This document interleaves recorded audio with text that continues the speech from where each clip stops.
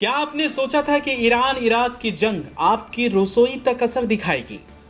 Gas cylinder की लंबी लाइनें, बढ़ती कीमतें और बंद होते रेस्टोरेंट, आखिर भारत में एलपीजी संकट क्यों गहराता जा रहा है? अमेरिका और इजराइल के खिलाफ ईरान की जंग अब भारत के करोड़ों लोगों की रोजमर्रा की जिंदगी पर भारी पड़ने लगी है। पश्चिम एशिया में बढ़ते तनाव का सीधा असर कच्चे तेल और एलपीजी सप्लाई पर दिख रहा है। देश के कई शहरों में हालात ऐसे हैं कि गैस सिलेंडर बुक करने के बाद भी लोगों को 4 से 5 दिन तक इंतजार करना पड़ रहा है। कई इलाकों में लोग सुबह सुबह गैस एजेंसी और गोदामों के बाहर लंबी कतारों में खड़े नजर आ रहे हैं। मुंबई, दिल्ली, चेन्नई, गुरुग्राम जैसे बड़े शहरों में अब खबर है कि एलपीजी की कालाबाजारी शुरू हो गई है।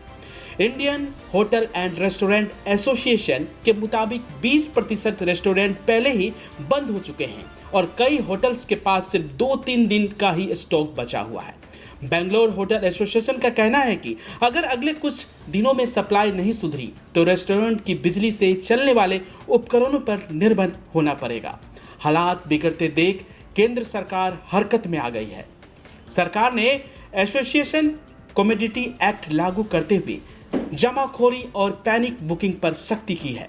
घरेलू गैस उपभोक्ताओं को प्राथमिकता दी जा रही है और बुकिंग का अंतर 21 दिन से बढ़ाकर 25 दिन तक कर दिया गया है।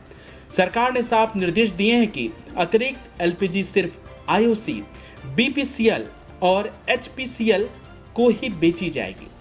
राजस्थान जैसे राज्यों में हालात इतने गंभीर है कि एजेंसी से सीधे बुकिंग पर रोक लगा दी गई है, जिससे उपभोक्ता और ज़्यादा कंफ्यूज हो गए हैं। शादी के सीजन में केटरर्स और होटल्स ने नई बुकिंग लेना से मना कर दिया है। अगर जल्द हालात नहीं सुधरे तो फिर आगे क्या होगा? लेकिन तमाम दर्शकों को हम बता दें, आपको पैनिक होने की जरूरत नहीं है। केंद्र सरकार और राज्य सरकार अपने स्तर से काम कर रही है और लोगों तक एलपीजी गैस पहुंचाने की कवायद कर रही है। तो आपको पैनिक होने की आवश्यकता नहीं है। आप बुकिंग कराएं और जल्द ही आपको गैस मिलने लगेगी। फिलहाल खबरों के लिए बने रहें, देखते रहें कोशी आलोक न्यूज।